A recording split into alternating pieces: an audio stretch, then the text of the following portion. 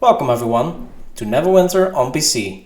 My name is Rainer and today I will be giving an overview of the biggest changes that you will see in Mod 21.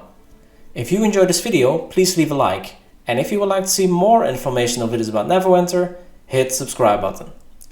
So, first and foremost, of course, the elephant in the room, and that's of course the new class, the Bard. It was already announced, and here it is in full fashion. We have a lute here. The Bard also, I cannot turn him, but he also has a rapier that is mainly being used on the DPS. And the lute is the main thing that you'll be using on the Minstrel Paragon path. So we have a Bladesinger DPS path and a Minstrel healer path on the Bard. They're not pure DPS and healer Paragon paths like we've seen before, but these paths are a little bit lower on their main Paragons and they add in a little bit of buffing as well. And they do that especially via songs, and you cannot see that here. You can see perform. So if you press tab, you go into performance mode and then you can play songs. Now I will do a full video on the Bard later on. I know a lot of people are excited to see this. But there's a lot of depth, and this video is mainly meant as an overview of what is actually going on. So other than this Bard that you have right now, we also have a completely new leveling experience. If you will log in for the first time on Mod 20, you might notice something odd. We now have level 20 here, where before we were level 80. What they did is basically divide the maximum level by 4. So yeah, your maximum level is now 20. It doesn't make any difference whatsoever. If you're max level, you're still max level. If you're actually at a lower level before, you will be set to level 20 and then you can pick up some gear so you can do end games. But yeah, the main thing here is that the leveling progression to now level 20 is very different than what it was before. You still have the leveling adventures where you go through a couple of the zones, not all anymore by the way. Some of the zones are gone, and while going through the zones you will get individual quests, and specific quests will give you a level upgrade. So it is not based on XP anymore. Even better, XP is actually not in the game anymore. At least not in the way that it was there before. There's no XP bonus anymore because you don't get XP. I'm level 20. There is a progress to next rewards, but this is not XP based anymore. This is, I don't know exactly how it works, but you still have some kind of over level thing or rewards for playing the game, but it's definitely different than it was before. And these let's keep calling them over levels. Let's call them progression rewards. Actually, these progression rewards give you actually a lot better things than you had before, but it takes a lot longer to get them. A couple of examples what I got from these, or what other people also got from these, are companion tokens. You can get companions, you can get mounts, you can get trade bars. It seems as if you get the same rewards from these progression rewards as what we get in the end chests, where we get a chance to get an additional special reward. But in this case you always get something, but it can be 2 companion tokens or maybe more than 2. I think you can also get 15 or 20. So these over level rewards, these progression rewards are really good. During leveling, of course, you also get stuff, and if you go to these leveling rewards, you can see that you get some items. If you go into these stories, you can see the missions that you have to do to finish this story, this adventure, and if you finish it you get these items. And one of the big changes that is here that you didn't have before is you get rough astral diamonds for these stories, for these adventures. And the first Adventure Neverdeath Graveyard gives you 100,000 rough Astral Diamonds. Velosk gives you 20,000 and a improved Bag of Holding, which is really good. Ebon Downs gives you 30,000, an epic Flail Snail, and a Mount Color pack. Icespire Peak gives you 50,000 rough Astral Diamonds, an epic Mystic Fiora, some rank 8 Runestones. The Chasm gives you 70,000 rough Astral Diamonds, epic Insignia choice packs, and rank 8 single stat enchantment choice packs. And Whispering Caverns gives you a whopping 100,000 rough Astral Diamonds. And to note, these rough values are before AD bonus. So if you have this AD boost, then this AD boost will also work on these things. So this one will give you 150,000 rough Astral Diamonds.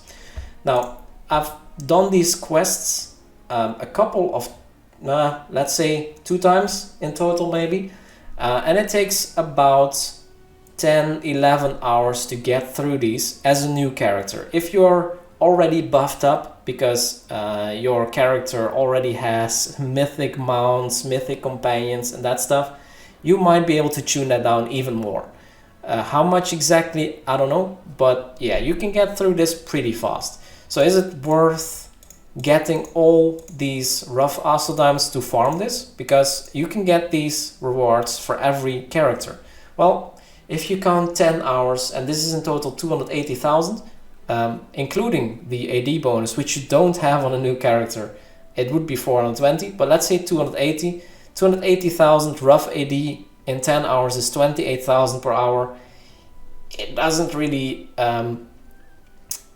it's not really a benefit to farm this. It's not really worth it. It's still better to do the random epic dungeon queues and epic trial queues. These are still going to beat your rewards, your speed in which you gain rough Astral Diamonds. But yeah, you're getting a new bag, and this is even on a toon that already has done most of the leveling quests in the old version. You can still get all these rewards if you do the quests, and I for one are really going to do at least up until Velosk to get this improved Bag of Holding on each of my bag toons, because that's just really good. That gives me, instead of a 12 inventory slot bag, that's 30 extra slots, and I cannot give that up. So yeah, XP is gone, really big thing. That also means that your XP on some of the enchantments is gone. So if we go onto this character where I have all of the enchantments and stuff, if we look at, for example, the Azure, which had XP bonus in the past in the utility slot, now we have a comeback of movement speed on these enchantments. So you can make a pretty fast toon now again. So movement speed is back. Brutal. Everywhere where we had XP bonus is now converted into movement speed. I don't know if any rune stones don't have it. No, it was just on the enchantments. Only the prosperity gave it at some point, but it's not really on here. So yeah, that's all that happened there. One more thing that's also a very big thing is, and maybe you can see it if you look at the bottom, they have refinement thing, and if you look on the tooltip you also see insignia rank 4, 0 to 150,000 to next rank. Insignias now can be ranked up to mythic level, and this is not a small upgrade. From before this, insignias always went to a double item level, so there was already a big upgrade. So epic level is 100, rare is 50, uncommon is 25, and legendary is 200. So you might say the next level is 400. It's actually 500. So it's a very, very big boost of item level, because you have 15 of those. So that's 15 times 300 item level added. That's 4,500 item level added just by these insignias, which is massive. It does cost a lot of insignia powder, so you need 150,000 refinement points and 2,500 insignia powder to upgrade one of your insignias, which is a massive chunk. So let's go back to the campaign overview. Here you see the leveling adventures. We have adventures and campaigns, but in the adventures we see there's a couple more things here. Things that used to be campaigns. Now these campaigns are not campaigns anymore. And what does that mean? They are still here, but these, well, Undermount is probably a bad example, but if you look at Acquisitions Incorporated, I hope I can look into it, what we had before in this campaign is that we had to repeat a lot of quests. You had to grind your progress per week in order to get all your boons and all your campaign tasks, and it took weeks. Well, not anymore. If you look at these adventures, and that's true for all adventures by the way, you just need to do all of these quests one time. And once you've done that, you get your boon points and other rewards that are coming along with this adventure that it is now. You do need a minimum item level to start these adventures. They are locked behind item levels. But yeah, once you are through the leveling quest, you should have enough to start Undermountain Adventures. So we have a couple campaigns that are now transformed into adventures. So that means you don't have to do repetitions anymore. And I think that's a great thing to do for old campaigns. And Acquisitions Incorporated is not old, but I'm very happy that they changed this. One other thing, if you look through these campaigns, you might notice that one campaign is missing, and that is Underdark. I don't know why, but Underdark is gone. It might be coming back, and that might be related to the companion that we saw in the email that we got today. Let me actually pull it up. So in the email that we got today, or actually for me it's already yesterday, it's after midnight, there are a couple things coming up, and that's amongst other things part 3 of Sharendar, and somewhere 2 weeks after the start of the part 3 of Sharendar we get a hardcore mode of all the stars, which will be interesting. But also a couple days later we get Summer of Drizzt, and we get a Bruenor companion. And this all is aiming, well, it's hinting maybe towards Underdark, but I'm not sure about this, to be honest. So this is totally a guess, but that might see the return of Underdark a little bit like what we did with Sharendar. So we had a Sharendar campaign, and we got a new one. Maybe with Underdark we get something similar. Then we go to another change, and that is, well, actually was in Trade of Blades, and that's probably a bug, because if you go in here now, and you will also see this in the leveling quests, you actually end up in a new building. And this is the Adventurers Guild. You can see that also when you leave it or enter it, leave the Adventurers Guild. This is basically a new hub, which has a lot of shops, and you have a lot of access to other stuff. As for the old zones, if you go up here, you can actually buy some of the lore. For those who are interested in that, you can buy some of the lore of the old zones that are right now not in the game. According to the developers, the zones have been put in some kind of vault, so they're put in storage, and they might come back at some point. The leveling quest, by the way, if you have your character at max level, it really doesn't hurt to go through the quests, because there are some nice surprises in there. I know a lot of people like some of the old dungeons, and you might be surprised what you see when going through the leveling quests.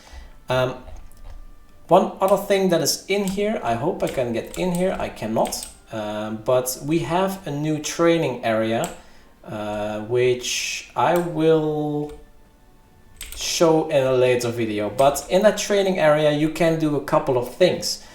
You can spawn enemies, you can spawn allies who are hurt, You can set ratings of your enemies, you can spawn the difficulty of enemies, you can set your AP to maximum and things like that. You can basically set the environment a little bit to your liking so that testing becomes a little bit easier.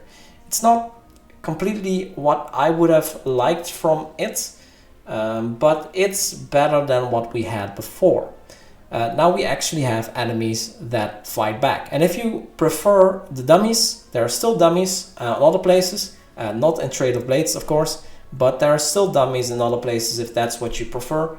But yeah, we have a different spot to train actually, and once you did the intro quests, which I apparently have not done on this character, you'll be able to interact with this ball, or maybe there's a ball on this table actually, but there's a ball here and then you go in there and you will see exactly what I mean. You can interact with stuff and it will spawn things.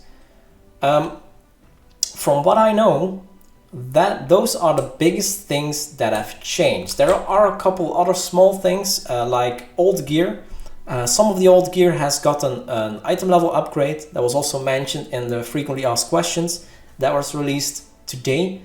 I don't know if any of the upgraded gear really is super viable, but we'll find out at a later moment. Of course, for this Mod 21 update, I'm working on making the character builder update so that we can make builds for the Bard. But yeah, we'll get there. So that is my first general overview of what has changed in Mod 21. The things that I know. There might be more. I am a little bit surprised that I don't see a new campaign or anything of the sort. But as I said before in this video, we might have something to do with Underdark later on, which we don't see yet. But I haven't seen anything of that yet. As I said, also the Bard, I will come back to you on a different video because it's really interesting what the Bard can do. Playing songs is going to be a lot of fun. You can play songs for battle, but you can also play songs just for fun. And I will definitely be having fun making videos playing songs in this game. Anyway, so that is it for this video. If you have any remarks in this video or any suggestions on what to do next, feel free to leave a comment below and don't forget to subscribe. Thanks so much for watching and see you in the next video.